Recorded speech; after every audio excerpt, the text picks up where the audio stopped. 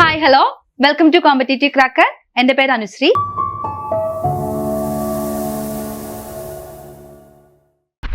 ഇന്നത്തെ വീഡിയോയിൽ നമ്മൾ എന്താണ് ഡിസ്കസ് ചെയ്യാൻ പോകുന്നതെന്ന് അറിയോ? ഇന്ന് നമ്മൾ ടൈപ്പിസ്റ്റ് എക്സാമിന് യൂസ്ഫുൾ ആവുന്ന ഒരു വീഡിയോ ആയിട്ടാണ് വന്നിരിക്കുന്നത്. നമ്മൾ ഇന്ന് പ്രീവിയസ് ഇയർ ക്വസ്റ്റ്യൻസിലൂടെ എങ്ങനെയാണ് GK നമുക്ക് ഫേസ് ചെയ്യേണ്ടത് എന്നാണ് നമ്മൾ ഇന്ന് നോക്കാൻ വേണ്ടി പോകുന്നത്. നമുക്കറിയാം ടൈപ്പിസ്റ്റ് പരീക്ഷയ്ക്ക് GKയുടെ പ്രാധാന്യം 10 മാർക്കാണ് അവിടെ വെയിറ്റേജ് വരുന്നത്. അപ്പം GK എന്ന് പറയുമ്പോൾ വളരെ വാസ്റ്റ് ആയിട്ട് കിടക്കുന്ന ഒരു ഏരിയ, ഒരുപാട് കാര്യങ്ങൾ പഠിക്കാനുണ്ടല്ലേ. അപ്പൊ നമുക്ക് ഇങ്ങനെ നോക്കുമ്പോൾ ഈ ഒരു 10 മാർക്കിന് വേണ്ടി നമ്മൾ ഒരുപാട് സമയം അതിന് വേണ്ടിയിട്ട് ചെലവഴിക്കാറുണ്ട്. ശരിക്കും നിങ്ങൾ അങ്ങനെയല്ല ചെയ്യേണ്ടത്. നിങ്ങൾക്ക് പ്രീവിയസ് ഇയർ ക്വസ്റ്റ്യൻസ് നോക്കുകയാണെങ്കിൽ നിങ്ങൾക്ക് ഏകദേശം ഏതൊക്കെ മേഖലയിൽ നിന്നാണ് കൂടുതൽ ക്വസ്റ്റ്യൻസ് ചോദിക്കുന്നത് എന്നുള്ള ഒരു ക്ലാരിറ്റി കിട്ടും. അപ്പൊ ആ ക്ലാരിറ്റിയോട് കൂടി വേണം നിങ്ങൾ എന്ത് ചെയ്യാൻ വേണ്ടിയിട്ട് GKനെ ഫേസ് ചെയ്യാൻ വേണ്ടിയിട്ട്. അപ്പൊ നമുക്ക് എന്ത് ചെയ്യാം, പ്രീവിയസ് ഇയർ ക്വസ്റ്റ്യൻസിൽ എപ്പോഴും ചോദിക്കുന്ന മേഖലകൾ ഏതൊക്കെയെന്ന് ഒന്ന് ഐഡന്റിഫൈ ചെയ്യാം. അതിനുശേഷം ആ മേഖലയിൽ നിന്ന് ചോദിച്ചിട്ടുള്ള പ്രധാനപ്പെട്ട കുറച്ച് പ്രീവിയസ് ഇയർ ക്വസ്റ്റ്യൻസ് നിങ്ങൾക്ക് കാണിച്ചു തരാം. അപ്പൊ നിങ്ങൾക്ക് ഏകദേശം ഈ ഒരു GK പോർഷൻ എങ്ങനെ പഠിക്കണം എന്നുള്ളതിനെ പറ്റി നിങ്ങൾക്ക് ഒരു ഐഡിയ കിട്ടും. അപ്പൊ നമുക്ക് ഏതൊക്കെയാണ് ആ പ്രധാനപ്പെട്ട ഏരിയാസ് എന്നൊന്ന് നോക്കാം. ഒരുപാട് ഡിസ്കസ് ചെയ്യാനാണെങ്കിൽ നമുക്ക് ഒരുപാട് ഏരിയാസ് ഉണ്ട്. GK എന്ന് പറയുന്നത് അത്ര വാസ്റ്റ് ആയിട്ട് കിടക്കുക. പക്ഷെ അതിൽ തന്നെ നമുക്കൊന്ന് തരം തിരിച്ചെടുക്കുകയാണെങ്കിൽ നിങ്ങൾക്ക് ഇവിടെ കാണാൻ വേണ്ടി സാധിക്കും ഇക്കണോമിക്സിന്റെ ഭാഗത്ത് നിന്ന് ക്വസ്റ്റ്യൻസ് റിപ്പീറ്റഡ് ആയിട്ട് വരുന്നുണ്ട്. അപ്പം GK എന്ന് പറയുമ്പോൾ അതിൽ എക്കോണമി ഉണ്ട്, പൊളിറ്റി ഉണ്ട്, ജോഗ്രഫി ഉണ്ട്, അതുപോലെ തന്നെ ഹിസ്റ്ററി ഉണ്ട്. അങ്ങനെ ഒരുപാട് സബ്ജക്റ്റുകൾ കൊണ്ട് നിറഞ്ഞു കിടക്കുന്ന ഒരു ഭാഗമാണ് GK എന്ന് പറയുന്നത്.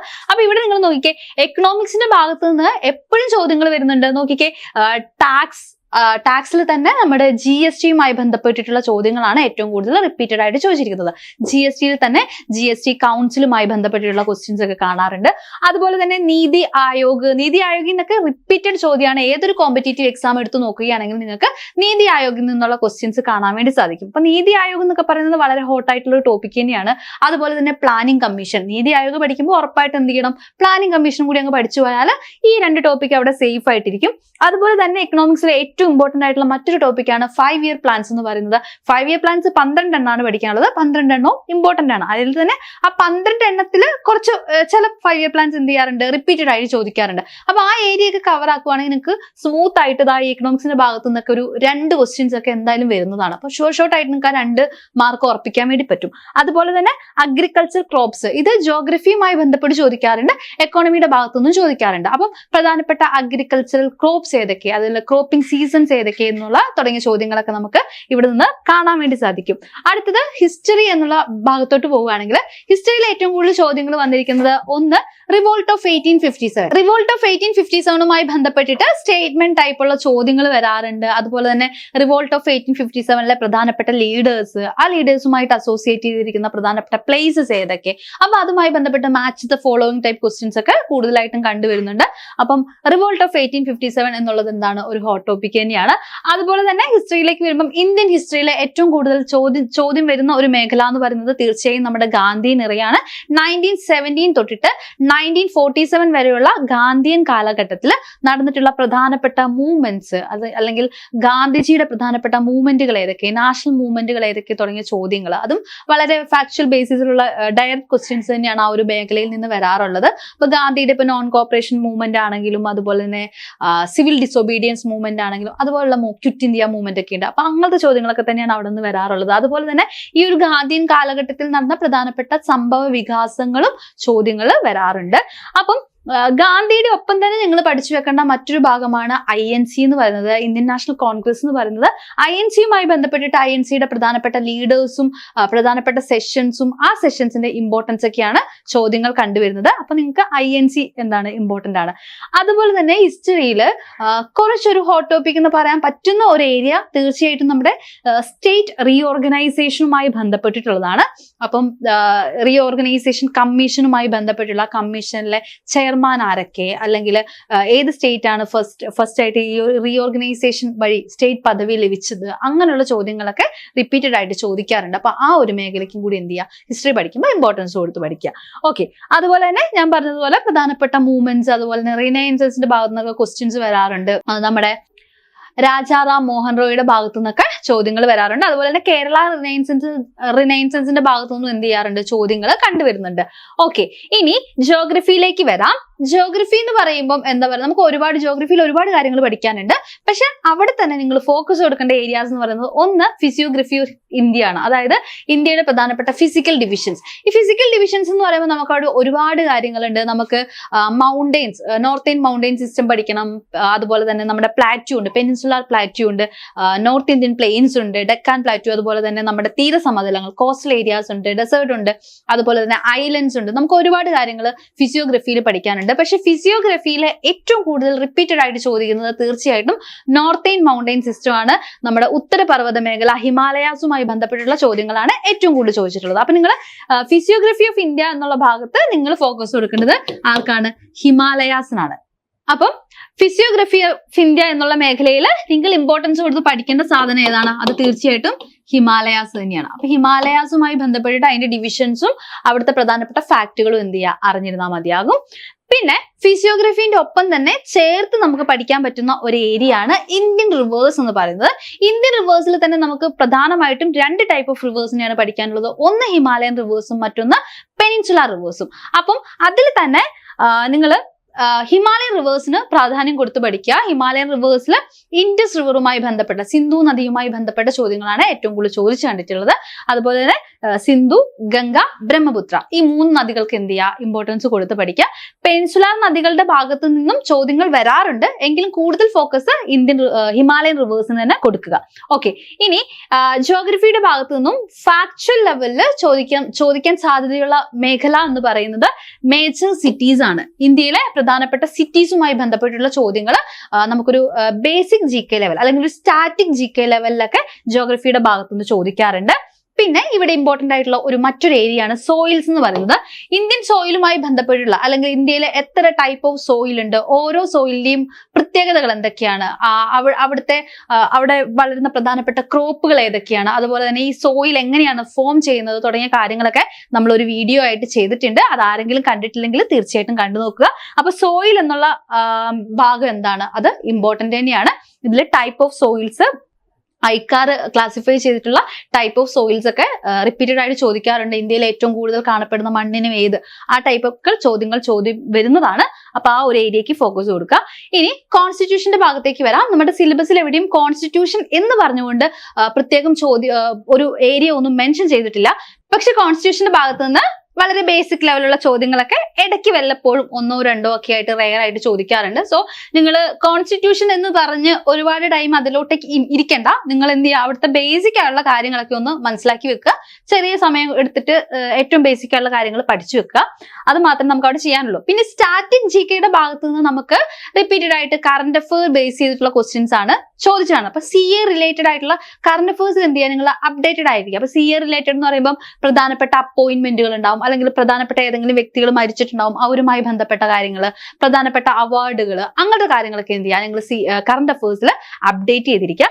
ഇനി ഇവിടെ തന്നെ നമുക്ക് സ്റ്റാറ്റിക് GKയിൽ ഇപ്പൊ ഏതെങ്കിലും ഒരു അപ്പോയിന്റ്മെന്റ് വരികയാണെങ്കിൽ, ഇപ്പം ഒരു എക്സാമ്പിൾ പറഞ്ഞാൽ നമുക്കിപ്പം ഇക്കണോമിക്സിൽ GST കൗൺസിൽ പഠിക്കാനുണ്ട്. GST കൗൺസിൽ ഒരു ഇമ്പോർട്ടന്റ് ടോപ്പിക്കാണ്. അപ്പൊ GST കൗൺസിൽ പഠിക്കുമ്പോൾ അല്ലെങ്കിൽ ഇപ്പം അവിടെ ഏതെങ്കിലും ഒരു അപ്പോയിന്റ്മെന്റ് നടക്കുകയാണെങ്കിൽ അത് തീർച്ചയായും എവിടെ വരും, കറന്റ് അഫെയറിലും വരും. അപ്പൊ നിങ്ങൾക്ക് കറന്റ് അഫെയറിനെ ഒരു സബ്ജക്റ്റിലെ ഒരു ടോപ്പിക്കിനെ കറന്റ് അഫെയറുമായി ബന്ധപ്പെടുത്തി നിങ്ങൾക്ക് പഠിക്കാൻ പറ്റുന്നതാണ്. അപ്പൊ നിങ്ങൾ മൊത്തത്തിൽ എന്ത് ചെയ്യുക, ആ ഒരു ഓർഡറിൽ എന്ത് ചെയ്യുക, ഈ ഒരു സബ്ജക്റ്റിനെ നോക്കിക്കാണാം. ഇവിടെ 10 മാർക്കാണ് വെയിറ്റേജ് ഉള്ളൂ. അപ്പൊ നിങ്ങൾ ആ ഒരു 10 മാർക്കിന് നിങ്ങൾക്ക് ഒരുപാട് ടൈം ഇൻവെസ്റ്റ് ചെയ്യാണ്ട് ആ ഒരു 10 മാർക്കിൽ ഒരു 8 or 9 മാർക്ക് എങ്ങനെ വാങ്ങിയെടുക്കാം എന്നുള്ളതിനെ പറ്റിയിട്ടാണ് നമ്മൾ ഈ വീഡിയോയിൽ ഡിസ്കസ് ചെയ്യുന്നത്. അപ്പൊ നിങ്ങൾക്ക് ഏകദേശം ഇമ്പോർട്ടന്റ് ആയിട്ടുള്ള ടോപ്പിക്സ് ഏതൊക്കെയെന്ന് മനസ്സിലായിട്ടുണ്ടാകും. ഇവിടെ തന്നെ ജോഗ്രഫിയിൽ ഞാൻ പറഞ്ഞിരുന്നു, നമ്മൾ എക്കണോമിക്സിന്റെ കാര്യം പറഞ്ഞപ്പോൾ ഞാൻ അവിടെ മേജർ ക്രോപ്സിന്റെ കാര്യം പറഞ്ഞിരുന്നു. അതുപോലെ തന്നെ ജോഗ്രഫിയിലും അത് കയറി വരാറുണ്ട്. അപ്പം ആ മേജർ ക്രോപ്സ് അല്ലെങ്കിൽ അഗ്രികൾച്ചർ എന്നുള്ള ഭാഗത്തിന് നിങ്ങൾ ഒരു പ്രത്യേക പരിഗണന കൊടുത്ത് തന്നെ പഠിക്കണം. ആ അഗ്രികൾച്ചർ എന്ന ഭാഗത്തിൽ ക്രോപ്പിംഗ് സീസൺസിനാണ് ഏറ്റവും കൂടുതൽ ഇമ്പോർട്ടൻസ് ഉള്ളത്. ഓക്കെ, ഇനി ഈ ഒരു മേഖലയിൽ ഇന്ത്യൻ ട്രാൻസ്പോർട്ടേഷൻ ഉണ്ട്. ഇന്ത്യൻ ട്രാൻസ്പോർട്ടേഷനിൽ തന്നെ ഇപ്പൊ റിപ്പീറ്റഡ് ആയിട്ട് ഒരു ട്രെൻഡിങ് ആയിട്ട് വരുന്നത് എന്ന് പറയുന്നത് നമ്മുടെ നാഷണൽ വാട്ടർവേസ് ആണ്. അപ്പൊ നാഷണൽ വാട്ടർവേസ് ഇപ്പൊ അടുത്ത് നടക്കുന്ന എക്സാംസിലൊക്കെ റിപ്പീറ്റഡ് ആയിട്ട് ചോദിച്ചു കാണുന്നുണ്ട്. അപ്പൊ തീർച്ചയായിട്ടും നിങ്ങൾ എന്ത് ചെയ്യുക, നാഷണൽ വാട്ടർവേസിലെ ആദ്യത്തെ ഒരു 3 എണ്ണം കൃത്യമായിട്ടും അറിഞ്ഞിരിക്കുക, വളരെ ഇമ്പോർട്ടന്റ് ആണ്. അപ്പൊ നിങ്ങൾക്ക് ഏകദേശം ഈ ഒരു ടോപ്പിക്കിന്റെ അവസ്ഥയൊക്കെ മനസ്സിലായിട്ടുണ്ടാവും. ഇനി നമുക്ക് എന്ത് ചെയ്യാം, കുറച്ച് പ്രീവിയസ് ഇയർ ക്വസ്റ്റ്യൻസ് നോക്കാം. അപ്പൊ നിങ്ങൾക്ക് ക്ലിയർ ആവും എങ്ങനെയാണ് ഈ ഒരു മേഖലയിൽ നിന്ന് ക്വസ്റ്റ്യൻ വരുന്നതെന്ന് ക്ലിയർ ആകും. അപ്പൊ നമുക്ക് ആദ്യത്തെ ചോദ്യം നോക്കാം. ആദ്യത്തെ ചോദ്യം നോക്കിക്കേ, GST കൗൺസിൽ. ഞാൻ പറഞ്ഞു GST കൗൺസിൽ വളരെ ഇമ്പോർട്ടന്റ് ആയിട്ടുള്ള ഏരിയ ആണ്, എക്കണോമിക്സിന്റെ ഭാഗത്തു നിന്ന് വരുന്നതാണ്. അപ്പൊ GST കൗൺസിലിൽ നിന്ന് നോക്കിക്കേ, ഒരു 3 സ്റ്റേറ്റ്മെന്റ്സ് തന്നിട്ടുള്ള ഒരു സ്റ്റേറ്റ്മെന്റ് ലെവൽ ക്വസ്റ്റ്യൻ ആണ് വന്നേക്കുന്നത്. അപ്പൊ ഈ സ്റ്റേറ്റ്മെന്റ് ഇങ്ങനെ കാണുമ്പോൾ തന്നെ നമുക്ക് ചിലപ്പോൾ ടെൻഷൻ ആവും അല്ലെ. അപ്പം ശരിക്കും പറഞ്ഞാൽ നമ്മൾ ഫാക്ച്വൽ ആയിട്ടുള്ള ക്വസ്റ്റ്യൻസ് ആൻസർ ചെയ്യുന്നതിനേക്കാളും ഈസി ആയിട്ടുള്ളത് ഇതുപോലത്തെ സ്റ്റേറ്റ്മെന്റ് ക്വസ്റ്റ്യൻസ് ആൻസർ ചെയ്യുന്നതാണ്. കാരണം നിങ്ങൾക്ക് ഇവിടെ ഓപ്ഷൻ എലിമിനേഷൻ മെത്തേഡ് വഴി നിങ്ങൾക്ക് വേഗം ആൻസറിലേക്ക് എത്താൻ വേണ്ടി സാധിക്കും. ഇവിടെ നോക്കിക്കേ, which of the following statement are about GST council. ഏത് സ്റ്റേറ്റ്മെന്റ് ആണ് ഇതിൽ കറക്റ്റ് ആയിട്ടുള്ളത് എന്നാണ് ചോദ്യം ചോദിച്ചിരിക്കുന്നത്. അപ്പൊ നിങ്ങൾ ഒരു സ്റ്റേറ്റ്മെന്റ് തരുമ്പോൾ കറക്റ്റ് ആണോ ഇൻകറക്റ്റ് ആണോ ചോദിച്ചിരിക്കുന്നതെന്ന് ആദ്യം മനസ്സിലാക്കുക. അപ്പൊ ഇവിടെ കറക്റ്റ് ആണ് ചോദിച്ചിരിക്കുന്നത്. ഇവിടെ 3 സ്റ്റേറ്റ്മെന്റ്സും ഉണ്ട്. അപ്പൊ GST കൗൺസിലുമായി ബന്ധപ്പെട്ടിട്ട് ഏറ്റവും ബേസിക് ആയിട്ട് എല്ലാവർക്കും അറിയുന്ന ഒരു കാര്യമായിരിക്കും, GST കൗൺസിലിന്റെ ചെയർമാൻ എന്ന് പറയുന്നത് ആരാണ്? യൂണിയൻ ഫിനാൻസ് മിനിസ്റ്റർ ആണെന്ന് എല്ലാവർക്കും അറിയാം. നിങ്ങൾക്ക് അറിയില്ലെങ്കിൽ നിങ്ങൾ അത് അറിഞ്ഞിരിക്കണം. GST കൗൺസിൽ പഠിക്കുമ്പോൾ ഏറ്റവും ബേസിക് ആയിട്ട് നമ്മൾ അറിയേണ്ട കാര്യമാണത്. സോ നിങ്ങൾ അത് കൃത്യമായിട്ട് അറിഞ്ഞിരിക്കണം. അപ്പൊ ഇവിടെ ഫസ്റ്റ് സ്റ്റേറ്റ്മെന്റ് എന്താ പറയുന്നത്? The prime minister of India is the chairman of GST council എന്നാണ് പറയുന്നത്. പ്രൈം മിനിസ്റ്റർ ആണോ GST കൗൺസിലിന്റെ ചെയർമാൻ? അല്ല. GST കൗൺസിലിന്റെ ചെയർമാൻ ആരാണ്? GST കൗൺസിലിന്റെ ചെയർമാൻ എന്ന് പറയുന്നത് യൂണിയൻ ഫിനാൻസ് മിനിസ്റ്റർ ആണ് അല്ലെ. അപ്പൊ ദാ ഫസ്റ്റ് സ്റ്റേറ്റ്മെന്റ് എന്താ? ഫസ്റ്റ് സ്റ്റേറ്റ്മെന്റ് റോങ് ആണ്. ഫസ്റ്റ് സ്റ്റേറ്റ്മെന്റ് റോങ് ആണെങ്കിൽ ഏതൊക്കെ ഓപ്ഷൻസ് എലിമിനേറ്റ് ചെയ്യാം? നമുക്ക് ഓപ്ഷൻ എ എലിമിനേറ്റ് ചെയ്യാം, ഓപ്ഷൻ ഡി എലിമിനേറ്റ് ചെയ്യാം അല്ലെ. സെക്കൻഡ് സ്റ്റേറ്റ്മെന്റ് നോക്കിക്കേ നിങ്ങൾ, the prime minister is the chairman of GST council. വീണ്ടും അത് തന്നെയാ പറയണേ, പ്രൈം മിനിസ്റ്റർ ആണ് GST കൗൺസിലിന്റെ ചെയർമാൻ എന്ന്. നമുക്കറിയാം പ്രൈം മിനിസ്റ്റർ അല്ല GST കൗൺസിലിന്റെ chairman. So we can eliminate this അല്ലെ. നമുക്ക് എന്ത് ചെയ്യാം, ഇതും എന്ത് ചെയ്യാൻ വേണ്ടി പറ്റും, എലിമിനേറ്റ് ചെയ്യാൻ വേണ്ടിയിട്ട് പറ്റും. അല്ലെങ്കിൽ ഈ ഒരു സ്റ്റേറ്റ്മെന്റ് കറക്റ്റ് അല്ല. സോ നമുക്ക് എന്ത് ചെയ്യാം, ഓപ്ഷൻ ബി എലിമിനേറ്റ് ചെയ്ത് കളയാം. ഓപ്ഷൻ ബി എലിമിനേറ്റ് ചെയ്താൽ നമ്മൾ പിന്നെ ഡയറക്റ്റ് ആൻസറിലേക്ക് എത്തി. നമ്മുടെ ആൻസർ എന്താണ്? ഓപ്ഷൻ സി ആണ്. 3 only എന്നുള്ളതാണ് നമ്മുടെ ആൻസർ. അങ്ങനെയാണെങ്കിൽ തേർഡ് സ്റ്റേറ്റ്മെന്റ് നമുക്കൊന്ന് വായിച്ചു നോക്കിയാലോ. Union minister of finance is the chairman of GST council and the members are Union Minister of State in charge of Finance and Revenue and the Finance Ministry is nominated by each state government എന്നാണ് പറയുന്നത്. ഇതെന്താണ്? ഇത് ശരിയായിട്ടുള്ള statement ആണ്. GST കൗൺസിലിന്റെ chairman എന്ന് പറയുന്നത് നമ്മുടെ ഫിനാൻസ് മിനിസ്റ്റർ ആണെന്നും അതിലെ മെമ്പേഴ്സ് ആരൊക്കെയാണെന്നും എന്ത് ചെയ്യുക, കൃത്യമായിട്ട് അറിഞ്ഞിരിക്കുക. അപ്പൊ കൃത്യമായിട്ട് നിങ്ങൾ പഠിക്കേണ്ട നമ്പർ 1 ടോപ്പിക്കാണ് GST എന്ന് പറയുന്നത്. GSTയുമായി ബന്ധപ്പെട്ടിട്ടുള്ള ബേസിക് ആയിട്ടുള്ള കാര്യങ്ങളൊക്കെ അറിഞ്ഞിരിക്കുക. ഇപ്പൊ തന്നെ കറണ്ട് അഫയേഴ്സിൽ GST കത്തി നിൽക്കുകയാണ് അല്ലെ. GSTയുടെ 2 സ്ലാബുകൾ എടുത്തു കണ്ടിട്ടുണ്ട്. ഇപ്പൊ നമുക്ക് 2 സ്ലാബുകൾ മാത്രമേ GSTയിൽ ഉള്ളൂ. അപ്പം എന്താണ്, കറണ്ട് അഫയേഴ്സിലും കൂടി ഇവിടെ ഇപ്പൊ കത്തി നിൽക്കുന്ന ടോപ്പിക് ആയതുകൊണ്ട് തീർച്ചയായിട്ടും ഇതെന്താണ്, ഇമ്പോർട്ടന്റ് ആയിട്ടുള്ളത് തന്നെയാണ്. കൃത്യമായിട്ടും പഠിച്ചു പോവുക. ഓക്കെ, അങ്ങനെയാണെങ്കിൽ ഇതിന്റെ ആൻസർ ഓപ്ഷൻ സി ആണ്. ഓൺലി 3 എന്നുള്ളതാണ്. നമുക്ക് അടുത്തൊരു ചോദ്യം നോക്കാം. അടുത്ത ചോദ്യം നിങ്ങൾ നോക്കിയേ, which statement is are correct to first 5 year plans അല്ലെ. താഴെ തന്നിരിക്കുന്ന ഓപ്ഷൻസിൽ ഫസ്റ്റ് 5 year പ്ലാനുമായി ബന്ധപ്പെട്ടിട്ട് ശരിയായിട്ടുള്ള സ്റ്റേറ്റ്മെന്റുകൾ ഏതെല്ലാം എന്നാണ് ചോദ്യം വന്നിരിക്കുന്നത്. അപ്പൊ നോക്കിക്കേ, പഞ്ചവത്സര പദ്ധതികൾ എന്ന് പറയുന്നത് വളരെ ഇമ്പോർട്ടന്റ് ആയിട്ടുള്ള ടോപ്പിക്കാണ്. ഏതൊരു എക്സാം എടുത്ത് നോക്കിയാലും നമുക്ക് പഞ്ചവത്സര പദ്ധതികളുടെ ഭാഗത്ത് നിന്ന് ചോദ്യങ്ങൾ റിപ്പീറ്റഡ് ആയിട്ട് കാണാൻ വേണ്ടി സാധിക്കും. അതിപ്പോ ഏത് കോമ്പറ്റീറ്റീവ്, ഇന്ന എക്സാം എന്നില്ല, ഏതൊരു കോമ്പറ്റീറ്റീവ് എക്സാം എടുത്ത് നോക്കിയാലും അവിടെ പഞ്ചവത്സര പദ്ധതികൾ ഉണ്ടാവും അല്ലെ. നോക്കിക്കേ, ഇവിടെ നമ്മൾക്ക് ആദ്യത്തെ പഞ്ചവത്സര പദ്ധതികളുമായി ബന്ധപ്പെട്ട ചോദ്യമാണ് ചോദിച്ചിരിക്കുന്നത്. ഫസ്റ്റ് സ്റ്റേറ്റ്മെന്റിൽ എന്താ പറയുന്നത്? The first 5 year plan started in 1951 and it helped India go ahead with process of development എന്നാണ് പറയുന്നത്. ഇത് കറക്റ്റ് ആണ്. ഒന്നാമത്തെ സ്റ്റേറ്റ്മെന്റ് കറക്റ്റ് ആണ്. സെക്കൻഡ് സ്റ്റേറ്റ്മെന്റ് എന്താ പറയുന്നത്? The first 5 year plan address mainly the agrarian sector including investment in dams and irrigation എന്നാ പറയുന്നത്. നമുക്കറിയാം ഒന്നാം പഞ്ചവത്സര പദ്ധതി അറിയപ്പെടുന്നത് തന്നെ അഗ്രികൾച്ചറൽ പ്ലാൻ അല്ലെങ്കിൽ കാർഷിക പദ്ധതി എന്നാണ്. അഗ്രികൾച്ചറിനാണ് ഈ ഒരു ഒന്നാം പഞ്ചവത്സര പദ്ധതി ഇമ്പോർട്ടൻസ് കൊടുത്തിരിക്കുന്നത്. ഓക്കെ, അപ്പൊ ആ സമയത്ത് ഇറിഗേഷൻ ഫെസിലിറ്റീസ് ഒക്കെ നന്നാക്കാൻ വേണ്ടിയിട്ട് അല്ലെങ്കിൽ ഇറിഗേഷൻ ഫെസിലിറ്റീസിനൊക്കെ വേണ്ടിയിട്ട് ആ സമയത്ത് ഒരുപാട് ഡാംസ് കൺസ്ട്രക്ട് ചെയ്ത കാര്യങ്ങളൊക്കെ നമ്മൾ പഠിച്ചിരുന്നു. ഈ സമയത്തായിരുന്നു നെഹ്റു പറഞ്ഞത്. അപ്പൊ ഒന്നാം പഞ്ചവത്സര പദ്ധതിയുടെ സമയത്താണ് നെഹ്റു പറഞ്ഞത് ഡാമുകൾ എന്ന് പറയുന്നത് ഇന്ത്യയുടെ മഹാക്ഷേത്രങ്ങളാണെന്ന് പറഞ്ഞതൊക്കെ ഈ ഒരു ടൈമിലാണ്. അപ്പൊ നിങ്ങൾക്ക് ആ ഒരു ഇറിഗേഷൻ പദ്ധതികളുടെയും അല്ലെങ്കിൽ ഡാംസിന്റെ ഒക്കെ ഇമ്പോർട്ടൻസ് നമുക്ക് എവിടെ കാണാൻ വേണ്ടി സാധിക്കും? ഒന്നാം പഞ്ചവത്സര പദ്ധതിയിൽ കാണാൻ വേണ്ടി സാധിക്കും. ഇനി തേർഡ് സ്റ്റേറ്റ്മെന്റിൽ എന്താ പറഞ്ഞത്? The Bhilai iron and steel industries got assistance from USSR in the first plan period എന്നാണ് പറയുന്നത്. ഈ ഒരു സ്റ്റേറ്റ്മെന്റ് കാണുമ്പോൾ നമ്മളിൽ പലർക്കും ഒരു കൺഫ്യൂഷൻ തോന്നും. ചിലപ്പം അവിടെ നമ്മൾ ഒരു നെഗറ്റീവ് അടിക്കാൻ സാധ്യതയുണ്ട്. കാരണം ഈ Bhilai iron and steel industry, iron and steel plant നമ്മൾ ഓർക്കും അല്ലെ. അയൺ ആൻഡ് അതായത് സെക്കൻഡ് 5 year പ്ലാനിലാണ് പ്രധാനമായിട്ടുള്ള നമ്മുടെ പവർ സ്റ്റീൽ പ്ലാന്റുകളൊക്കെ നിലവിൽ വരുന്നത്, കൺസ്ട്രക്ഷൻ ആരംഭിക്കുന്നത്. അപ്പൊ നമ്മൾ തീർച്ചയായിട്ടും നമ്മൾ വിചാരിക്കും ഓക്കെ ഇത് ഫസ്റ്റ് പ്ലാൻ പീരീഡ് അല്ലല്ലോ, സെക്കൻഡ് ആണല്ലോ എന്നുള്ളൊരു തോട്ട് പോകും നമുക്ക്. പക്ഷെ ഈ ഒരു സ്റ്റേറ്റ്മെന്റ് കറക്റ്റ് ആണ്. അതായത് ഭിലായ് അയൺ ആൻഡ് സ്റ്റീൽ ഇൻഡസ്ട്രീസിന് നമ്മുടെ USSRന്റെ അടുത്ത് നിന്ന് അസിസ്റ്റൻസ് കിട്ടി തുടങ്ങിയത് നമ്മുടെ ഫസ്റ്റ് 5 year പ്ലാൻ അല്ലെങ്കിൽ ഫസ്റ്റ് പ്ലാൻ പീരീഡിലാണെന്ന് നിങ്ങൾ കൃത്യമായിട്ട് അറിഞ്ഞിരിക്കുക. അപ്പം ഇവിടെ ഇതിന്റെ ആൻസർ വരുന്നത് ഓപ്ഷൻ ഡി ആണ്, ഓൾ ഓഫ് ദി എബവ് ആണ്. 3 സ്റ്റേറ്റ്മെന്റ്സും എന്താണ്, കറക്റ്റ് ആണ്. അപ്പൊ പഞ്ചവത്സര പദ്ധതികളുമായി ബന്ധപ്പെട്ടിട്ട് നിങ്ങൾ ഏറ്റവും മസ്റ്റ് ആയിട്ടും പഠിക്കേണ്ട പഞ്ചവത്സര പദ്ധതി എന്ന് പറയുന്നത് ഒന്നാമത്തത് പഠിക്കണം, രണ്ടാമത്തത് പഠിക്കണം. ഈ ഒന്നാമത്തത് പഠിക്കുമ്പോൾ ഒന്നാമത്തതിൽ ഒരുപാട് ഫാക്ടുകൾ പഠിക്കാനുണ്ട്. KN രാജിന്റെ കാര്യങ്ങൾ എന്താണ്, ആമുഖം തയ്യാറാക്കിയത് KN രാജാണ്. മലയാളി സാന്നിധ്യം, ഒന്നാം പഞ്ചവത്സര പദ്ധതിയുടെ മലയാളി സാന്നിധ്യം KN രാജാണ്. പിന്നെ ഇവിടെ നിർമ്മിച്ചിട്ടുള്ള പ്രധാനപ്പെട്ട അണക്കെട്ടുകൾ ഏതൊക്കെയാണ്, അങ്ങനെയുള്ള കാര്യങ്ങൾ കൃത്യമായിട്ട് അറിഞ്ഞിരിക്കുക. ഇനി രണ്ടാം പഞ്ചവത്സര പദ്ധതിയിലേക്ക് വരുമ്പം ഇവിടെ നമ്മുടെ പവർ സ്റ്റീൽ പ്ലാന്റുകൾ പഠിക്കാനുണ്ട്. പ്രധാനമായിട്ടും 3 പവർ സ്റ്റീൽ പ്ലാന്റുകളാണ് വന്നത്. ഏതൊക്കെയായിരുന്നു, ഭിലായ്, റൂർക്കേല, ദുർഗാപൂർ പോലുള്ള 3 പവർ സ്റ്റീൽ പ്ലാന്റുകൾ വന്നു. ഈ 3 പവർ സ്റ്റീൽ പ്ലാന്റുകൾക്കും ഇത് 3ഉം സിറ്റുവേറ്റ് ചെയ്യുന്നത് ഏത് സ്റ്റേറ്റിലാണ്, ഏതൊക്കെ രാജ്യങ്ങളാണ് ഇത് ഉണ്ടാക്കാൻ വേണ്ടിയിട്ട് അവർക്ക് അസിസ്റ്റൻസ് കൊടുത്തത്, അങ്ങനെയുള്ള കാര്യങ്ങളൊക്കെ സെക്കൻഡ് 5 year പ്ലാനിൽ പഠിക്കണം.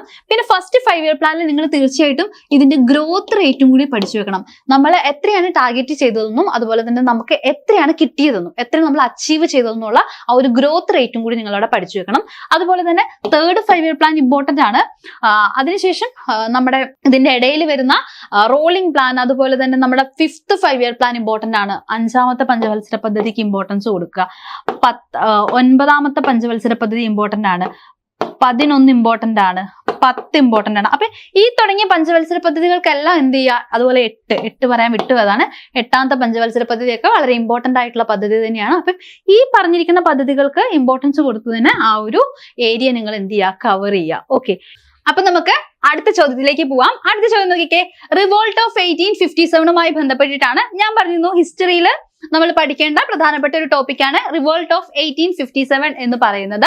അപ്പം ഇവിടെ നമ്മളോട് ചോദിക്കുന്നത് find the odd one out is not related to 1857 revolt എന്നാണ്. അതായത് ഇവിടെ 4 സ്റ്റേറ്റ്മെന്റുകൾ തന്നിട്ടുണ്ട്. ഈ 4 സ്റ്റേറ്റ്മെന്റിൽ ഏതാണ് ഓഡ് വൺ ഔട്ട് എന്നുള്ളതാണ് ചോദിച്ചിരിക്കുന്നത്. അപ്പം റിവോൾട്ട് ഓഫ് 1857 ബന്ധമില്ലാത്ത സ്റ്റേറ്റ്മെന്റ് എന്ന് പറയുന്നത് സ്റ്റേറ്റ്മെന്റ് 2 ആണ്. നോക്കിക്കേ, 2ൽ എന്താ പറയുന്നത്, ഇതിന്റെ answer is option B.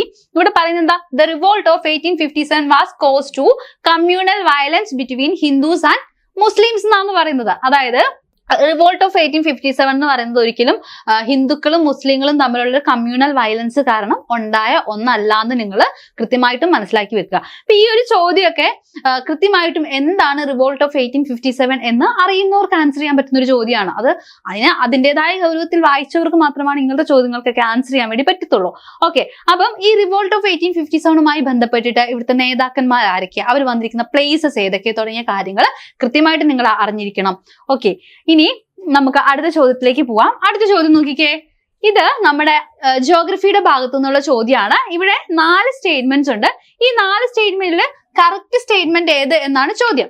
Okay, ഈ 4 സ്റ്റേറ്റ്മെന്റിൽ ഏതൊക്കെയാണ് വന്നിരിക്കുന്നത്? ഞാൻ പറഞ്ഞത് ജിയോഗ്രഫി പഠിച്ചപ്പോൾ ഞാൻ പറഞ്ഞിരുന്നു ഇന്ത്യൻ ഫിസിയോഗ്രഫിക്ക് ഇമ്പോർട്ടൻസ് കൊടുക്കണം. ഇന്ത്യൻ ഫിസിയോഗ്രഫിയിൽ തന്നെ നമ്മൾ ഏറ്റവും കൂടുതൽ ഇമ്പോർട്ടൻസ് കൊടുത്ത് പഠിക്കുന്നത് ഉത്തരപർവ്വത മേഖല, നോർത്തേൺ മൗണ്ടെയിൻ സിസ്റ്റം ആണ്. അത് നോക്കി, ആ ഒരു ഭാഗത്തു നിന്ന് ഹിമാലയാസിന്റെ ഭാഗത്തു നിന്ന് തന്നെ വന്നിരിക്കുന്ന ഒരു ചോദ്യമാണ്.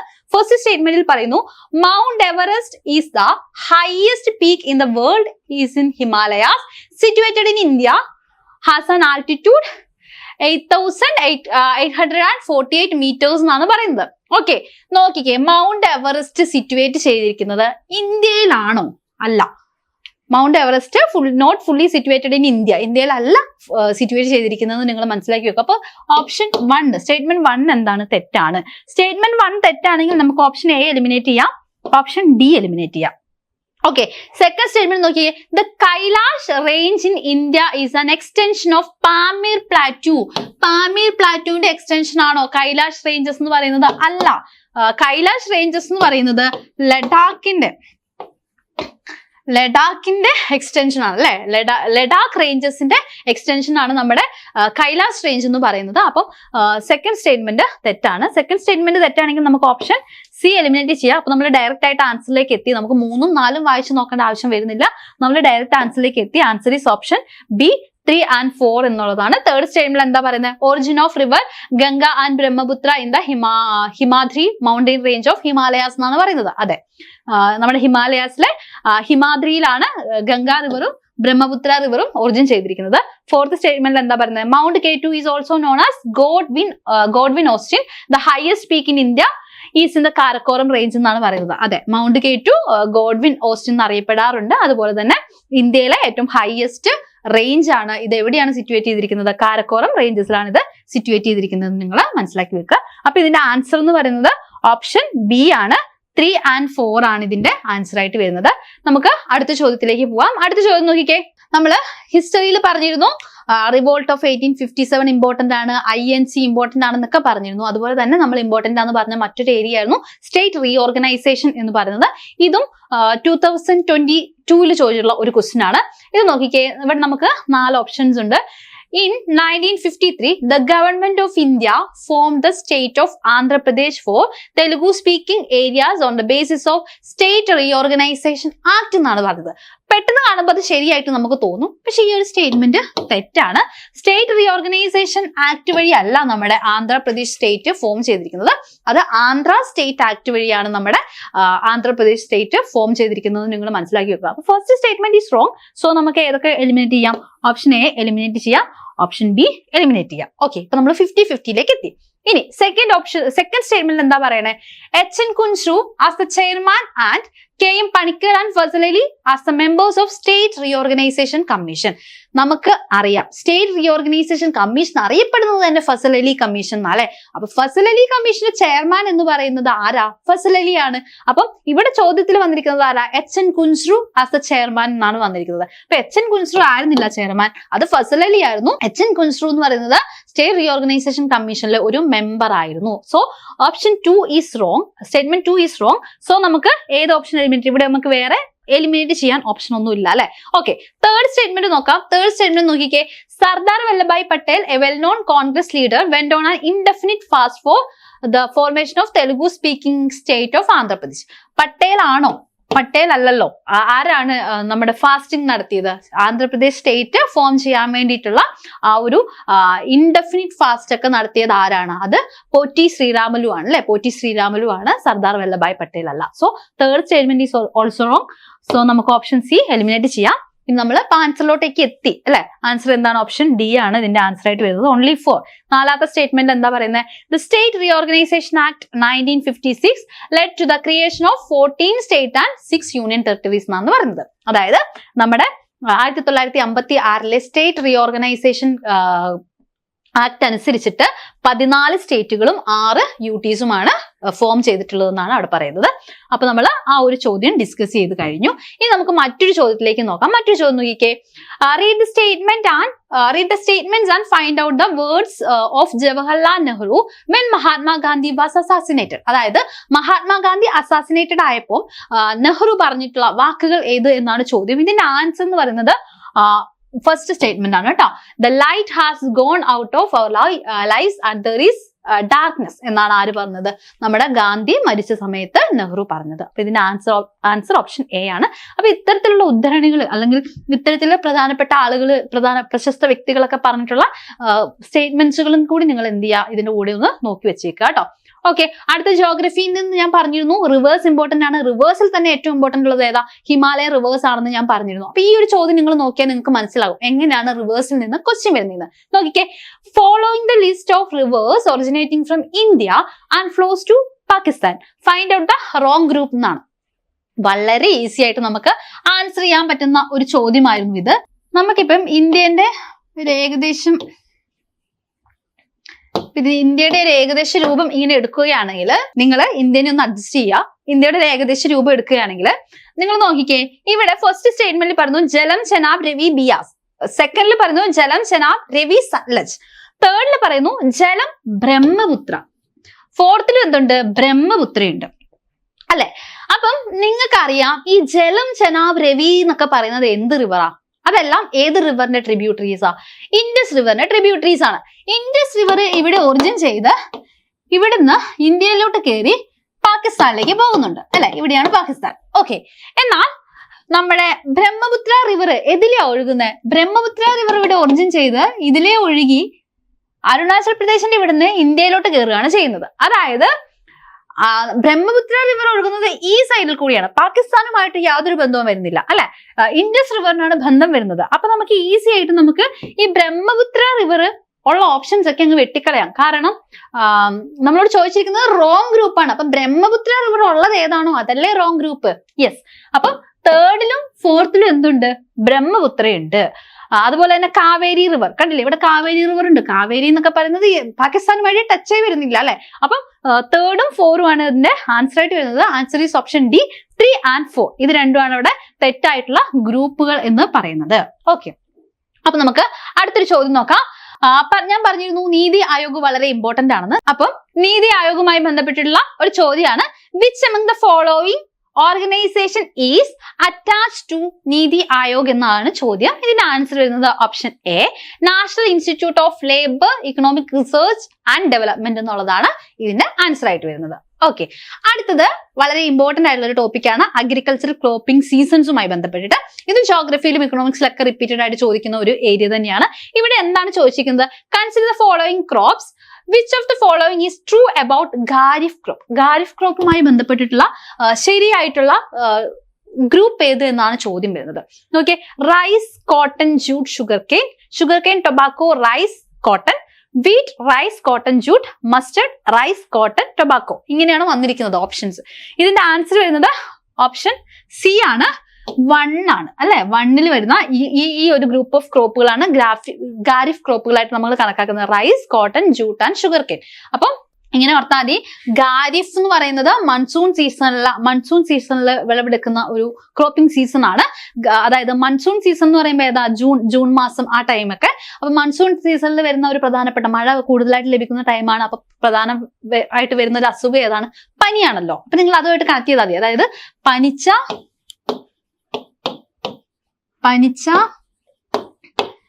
എനക്ക് ചോറും ബജിയും മതി. പനിച്ച എനക്ക് ചോറും ബജിയും മതി എന്ന് ഓർത്താൽ മതി. നിങ്ങൾക്ക് ഈസി ആയിട്ട് ഖാരിഫ് ക്രോപ്പുകളെ കിട്ടും. അതില് പാന്ന് വെച്ചാ പരുത്തി, നീന്ന് വെച്ചാ നിലക്കടല, ചാന്ന് വെച്ചാ ചണം. ഓക്കെ. എനക്ക് ഏന്ന് വെച്ചാ എള്ള്, നേന്ന് വെച്ചാ നെല്ല്, കീന്ന് വെച്ചാ കരിമ്പ്. ഓക്കെ. ഇവിടെ ചോറില് ചോന്ന് ഉദ്ദേശിക്കുന്നത് ചോളാണ്. ബജി എന്ന് പറയുന്നതിൽ ഉദ്ദേശിക്കുന്നത് ബജ്രയാണ് കേട്ടോ. ബജി എന്ന് പറയുന്നതിൽ ഉദ്ദേശിക്കുന്നത് ബ എന്ന് പറയുന്നത് ബജ്രയും ജി എന്ന് പറയുന്നത് ജോവറുമാണ്. അപ്പൊ പനിച്ച എനിക്ക് ചോറും ബജിയും മതി എന്ന് നിങ്ങൾ ഓർത്താൽ മതി. പനി വരുന്നത് മഴ പെയ്യുമ്പോഴാണ്. മഴ പെയ്യുന്ന മൺസൂൺ സീസണിൽ വരുന്നത് ഏതാണ്? ഖാരിഫ് സീസൺ ആണ്. അപ്പൊ ഖാരിഫ് സീസണിലുള്ള ക്രോപ്സിന്റെ കോഡാണ് നമ്മളിപ്പോ പഠിച്ചത്. ഇതിന്റെ ആൻസർ, ഈ ഒരു ചോദ്യത്തിന്റെ ആൻസർ എന്ന് പറയുന്നത് ഓപ്ഷൻ സി ആണ്. അതായത് ഈ ഒരു 1ാമത്തെ ഗ്രൂപ്പാണ് കറക്റ്റ് ആയിട്ട് വരുന്നത്. അപ്പൊ നമ്മൾ ഇപ്പൊ ഡിസ്കസ് ചെയ്തത് ടൈപ്പിസ്റ്റ് എക്സാമിൽ വന്നിരിക്കുന്ന പ്രീവിയസ് ഇയർ ക്വസ്റ്റ്യൻസ് ആണ്. അപ്പൊ ഈ ഒരു പ്രീവിയസ് ഇയർ ക്വസ്റ്റ്യൻസ് വെച്ചിട്ട് എങ്ങനെ GK പഠിക്കണം എന്നുള്ള കാര്യങ്ങളൊക്കെയാണ് നമ്മൾ ഇന്നത്തെ ക്ലാസ്സിൽ ഡിസ്കസ് ചെയ്തത്. നമുക്കറിയാം എക്സാം ഇങ്ങ് എത്തി. ഇനി നമ്മുടെ മുന്നിൽ അധിക ദിവസങ്ങളൊന്നുമില്ല, വളരെ കുറഞ്ഞ ദിവസങ്ങൾ മാത്രമേ ഉള്ളൂ. അപ്പൊ ഈ ദിവസങ്ങളെ എന്ത് ചെയ്യണം? ഫലപ്രദമായിട്ട് യൂട്ടിലൈസ് ചെയ്യണം. വാരി വലിച്ച് കുറെ പഠിക്കാതെ കൃത്യമായിട്ടും പഠിക്കേണ്ട കാര്യങ്ങൾ മാത്രം പഠിച്ച് കൃത്യമായിട്ട് യൂട്ടിലൈസ് ചെയ്തിട്ടുണ്ടെങ്കിൽ നിങ്ങൾക്ക് എന്ത് ചെയ്യാൻ വേണ്ടി പറ്റും? തീർച്ചയായിട്ടും നല്ലൊരു മാർക്ക് റേഞ്ചിലേക്ക് നിങ്ങളുടെ സ്കോറിനെ ഒന്നും കൂടി ഇംപ്രൂവ് ചെയ്യാൻ വേണ്ടി സാധിക്കും. അപ്പൊ നിങ്ങൾക്ക് വേണ്ടിയിട്ട് നമ്മളെ CC എന്ത് ചെയ്തിട്ടുണ്ട്? നിങ്ങളെ ഹെൽപ്പ് ചെയ്യാൻ വേണ്ടിയിട്ട് നിങ്ങൾക്ക് വേണ്ടി ഒരു ബൂസ്റ്റർ ബാച്ച് ആരംഭിച്ചിട്ടുണ്ട്. ഈ ഒരു ബാച്ചിന്റെ ഭാഗമായിട്ട് 10 ദിവസം 2 മണിക്കൂർ വെച്ചിട്ട് നിങ്ങൾക്ക് ക്ലാസ്സുകൾ ലഭിക്കുന്നതായിരിക്കും. ടോട്ടൽ 20 മണിക്കൂർ. അങ്ങനെ ആ ഒരു 20 മണിക്കൂർ കൊണ്ട് നിങ്ങളുടെ പോർഷൻസ് എല്ലാം കവർ ആക്കി, ഏറ്റവും ഇമ്പോർട്ടന്റ് ആയിട്ട് നിങ്ങൾ പഠിക്കേണ്ട എല്ലാ പോർഷൻസും കവർ ആക്കി നിങ്ങളെ എക്സാമിന് ഒരു കോൺഫിഡൻസോട് കൂടിയിട്ട് നിങ്ങളെ എക്സാം ഹാളിലേക്ക് നയിക്കുന്നതായിരിക്കും. അതാണ് ഈ നമ്മുടെ ഒരു ബാച്ചിന്റെ പ്രത്യേകത. ഇതിന്റെ കൂടെ തന്നെ നിങ്ങൾക്ക് എന്ത് ലഭിക്കുന്നതായിരിക്കും? മോഡൽ എക്സാംസും. നിങ്ങൾക്ക് ആ മോഡൽ എക്സാംസിലൂടെ 1000-ലധികം ചോദ്യങ്ങളും നിങ്ങളുടെ കയ്യിൽ എത്തുന്നതായിരിക്കും. അപ്പൊ നിങ്ങൾ ആരെങ്കിലും നമ്മുടെ ഈ ഒരു കോഴ്സിന്റെ ഭാഗമാകാൻ ആഗ്രഹിക്കുന്നുണ്ടെങ്കിൽ നിങ്ങൾക്ക് എന്ത് ചെയ്യാം? താഴെ കാണുന്ന ഈ നമ്പറിൽ കോൺടാക്ട് ചെയ്യാവുന്നതാണ്. അപ്പൊ നമുക്ക് ഇതുപോലുള്ള യൂസ്ഫുൾ വീഡിയോസുമായിട്ട് വീണ്ടും കാണാം. ചാനൽ ഇതുവരെ സബ്സ്ക്രൈബ് ചെയ്തിട്ടില്ലെങ്കിൽ തീർച്ചയായിട്ടും സബ്സ്ക്രൈബ് ചെയ്യുക. അപ്പൊ നമുക്ക് മറ്റൊരു ക്ലാസ്സിൽ മറ്റൊരു വീഡിയോയുമായി വീണ്ടും കാണാം. താങ്ക്